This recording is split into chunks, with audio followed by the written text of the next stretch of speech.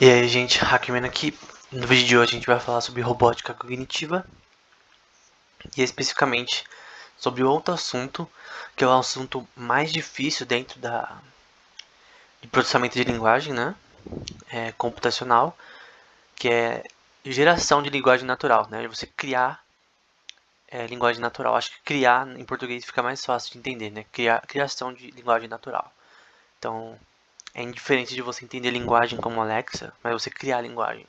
E por que é mais difícil? Porque para um robô, por exemplo, conversar com uma pessoa é algo extremamente complexo. E mesmo crianças de 5 anos, atualmente, elas conversam infinitamente melhor do que qualquer robô existente, né? Então, você conversa com a Alexa, mas ela não consegue gerar, ela não consegue ter uma conversa, ela não consegue gerar linguagem. E esse é um problema que até agora não tem solução. E a gente vai usar como base, né? Como, uma, como se fosse uma fundação do nosso, da nossa palestra aqui, né? Com esse handbook, né? Tipo como se fosse um livro-texto de linguística computacional de Oxford, o capítulo 15, na verdade, que é esse daqui. E no começo, eles vão falar dessa questão das coisas importantes para você criar linguagem, né? Para você criar linguagem computacional, no caso de um chatbot, um robô, de realmente ter uma conversa que pareça ser uma pessoa que passe o teste de Turing, né? Então, o que significa passar o teste de Turing? De realmente você conversar com um robô, por exemplo, e você não saber se é um robô ou uma pessoa. Conversando com a Alexa, você sempre vai saber que é a Alexa porque você sabe que não é uma pessoa. Mas ao ponto de que você não sabe se é uma pessoa ou não. Então, texto, estruturas retóricas, né? Texto, parágrafo, sentença. Então, é necessário que você consiga estruturar isso para você gerar linguagem. Você precisa de palavras que a criança, né, o bebezinho, ele vai aprendendo com o tempo a, ao que é cada coisa na língua. Desde o útero, né? A criança ela já vai ouvindo, né? Depois que já estão formadas algumas partes, né, relacionadas à audição e tal, ele vai já ouvindo as palavras que vão sendo faladas, né, fora da sua barriga, né, do pai, a mãe falando com ele, das pessoas ao redor. E isso é muito importante. A gente vai falar isso mais pra frente, né, de como isso é importante e até quando a criança nasce, tem pesquisas, né, que procuram saber se como os bebês aprendem, né, até que nível de linguagem ele aprende, né. E tem até uma da Universidade de Geneva, né? Do curso deles no Coursera. Infelizmente está em francês, né? Eu assisti com muita dor porque não é tão fácil quanto em inglês, né? Mas o que esse curso ensina muito é essa questão de que durante o desenvolvimento da linguagem, né? Da criança, para aprender palavras, para aprender a ordem gramatical da língua, isso já está meio que embutido quando ela está lá no útero. Quando ela está ouvindo lá os pais falando, ela já começa a ter essa noção quando ela nasce e obviamente a língua que fica mais forte já é essa linguagem que ele já foi ouvindo. E ao longo do, do seu nascimento até o primeiro ano, né, mais ou menos lá nos 8 meses, é onde realmente vai ter uma força maior, né, a linguagem que ele estiver aprendendo. Então tem essa questão de que até os 5 anos a criança tem mais facilidade de aprender linguagem, né? Então entender isso é muito importante para a gente entender como a linguagem funciona. Como ela a primeira coisa é como ela é aprendida. Se a gente não saber como a linguagem é aprendida, como uma criança, por exemplo, como um bebê ele começa a formar palavras e depois ao ponto de aos 5 anos conseguir entender morfologia, ordem gramatical, isso sabe de forma consciente, né? Ou inconsciente, é uma parte importante dessa questão. Coisas também como prosódia, né? Tom de voz, entonação, uma coisa muito importante em chinês, né? Você vai ter várias vogais, né? Eu poderia dizer vogais que vão ter várias entonações diferentes. Então uma entonação pode ter um significado totalmente diferente. E o problema também é dialetos. Eu escrevi diatetos, né? Mas é dialetos, ou sotaque. Por exemplo, na região de Sichuan,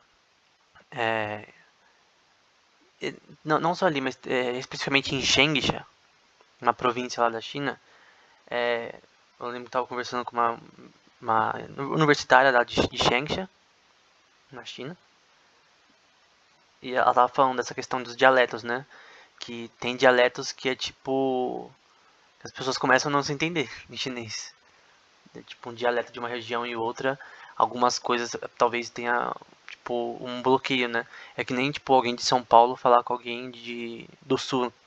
Eu lembro que uma vez eu fui falar com alguém do Sul, né? Eu tava levando um negócio lá do trabalho pra, pra casa do cara, né?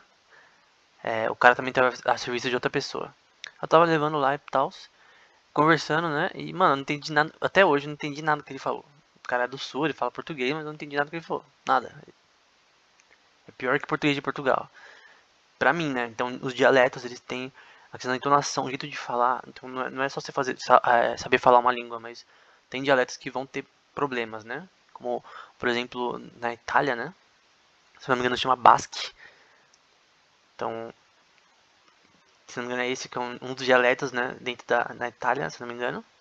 E dentro da região da Itália tem vários lugares que vão ter dialetos que realmente podem ser difíceis de um entender o outro. Ao ponto de, por exemplo, Martinho Lutero, na época lá das 95 teses e tal, lá em 1500, né, no século XVI, teve essa questão de falar com o Zwinglio, por exemplo, e dessa questão de que o alemão de Zwinglio era totalmente diferente do de Lutero, dessa questão de entonação. Então, e eles, com certeza, era difícil a conversa, talvez. Então, a entonação, dialeto é uma parte importante da linguagem e é uma parte importante porque, como o robô, por exemplo, ele vai falar dialetos diferentes num aeroporto, por exemplo. E aqui, dentro do paper que a gente estava mostrando, né? Então, esse aqui é um resumo, né, do problema, né? Então, qual o problema é? Como se comunicar, né? Ou por quê? O que dizer? Como dizer e dizer. Então, essa é a estrutura do problema. Por que você se comunica com as pessoas? Simples, porque a pessoa vem falar com você, de repente você quer conversar com a pessoa, de repente, sei lá, ela é da sua escola, do seu trabalho, ela mora perto de você, enfim, tem várias razões porque a gente quer comunicar. Isso é uma coisa totalmente humana, só que é difícil reproduzir no robô de uma forma humana, né? Então essa foi uma parte meio psicológica.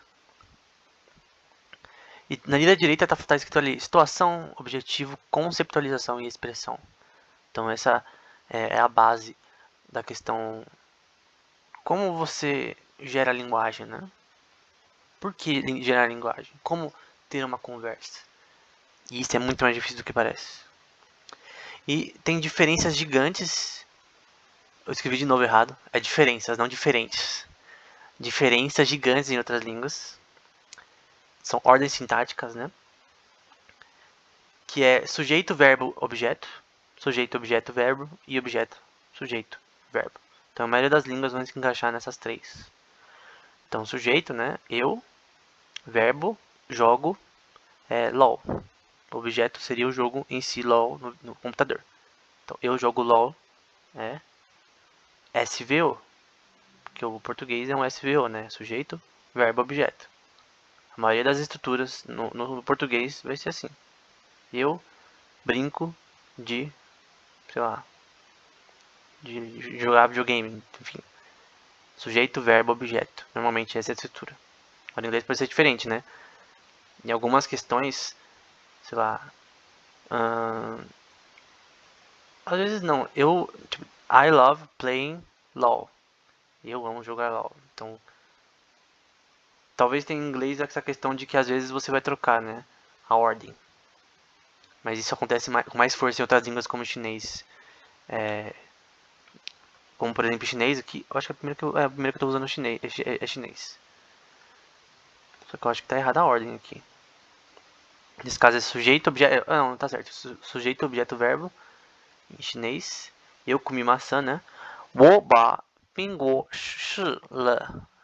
Talvez eu tenha produzido falado errado o último. Então, eu, ba, que é o sinal, o verbo, né? E a coisa, né? O substantivo, 苹果 shi le. com certeza a entonação foi errada nesse X. Eu acho que ele fala Xila, não X. Mas ok. Wo ba ping bo Xila. Eu comi a maçã. Então SVO, SOV, né? Desculpa. SOV. Então não é que nem o português, é diferente. Aqui, se não me engano, em francês, nous les avons, sujeito, objeto, verbo. A tradução é nós temos eles, né? Pelo que parece. Em grego clássico, né? Hoaner ton parda filei. Então, o homem ama a criança, né? Hoaner. O ro é relacionado a genitivo, se não me engano, no grego. Então, nesse caso, eu acho que não é genitivo, nada a ver. Eu não vou me atrever a voltar minhas aulas de grego, né, de teologia, né, mas essa questão de que apontando para uma pessoa, né? A pessoa, né, o homem, ama a criança, né? A paida é a criança e nesse caso é SOV também. Então a ordem em grego é diferente. E isso é uma coisa ruim, né? Porque quando você vai ler, por exemplo, a Bíblia em grego, tem alguns problemas que você vai ter, né? Que de repente, sei lá, o sujeito vai. O objeto vai estar meio. Vai estar tudo misturado ali e você tem que entender como funciona a questão de genitivo, dativo, acusativo para você entender o que está acontecendo na frase, né? Então não é que nem o português. Meio que bloqueia sua mente quando você vai aprender. Lola estou maguiando. Sujeito, objeto, auxiliar e verbo. Eu estou comendo, né? Em italiano. Japonês, né? Watashi ga hako wo akemasu. Que é eu abro a caixa. Então dá pra ver aqui que a caixa tá no meio, né? Então em vez de eu abro a caixa, que é o verbo antes, o objeto é no meio, né? Então é diferente. Watashi ga, eu. Hako wo akemasu. Então hako ali, o objeto tá no meio. Línguas latinas, né? My name is Mondley, alemão. Je m'appelle Mondley, francês. Talvez eu tenha falado tudo errado, tá, gente? Como se chama, lei, italiano. E como te llama, sei lá, espanhol. Enfim. Então, no geral, reproduzir isso é fácil, né? Agora, entender a linguagem é difícil. Eu, por exemplo, só sei inglês e português. O grego eu sei por causa da teologia, né? Que você estuda grego. Mas o resto, só sei o básico, né? Só pra falar essas palavras. Então, de cursos que eu fiz antes, né? Mas o que eu sei mais é só inglês. Então, essa questão de... até para um ser humano é difícil aprender uma linguagem depois de crescido, né? Então, como eu falei antes, uma criança não é mais fácil. Então, como você ensina um computador a fazer isso, né? Como você usa inteligência artificial, por exemplo? Será que funciona? A gente vai ver que, de certa forma, assim, como que é possível usar isso na parte prática para um robô conseguir conversar com pessoas no aeroporto, por exemplo, para ser atendente e tal. Enfim, é algo bem complexo. Mas esse é o nosso objetivo nessas aulas. Então, até o próximo vídeo.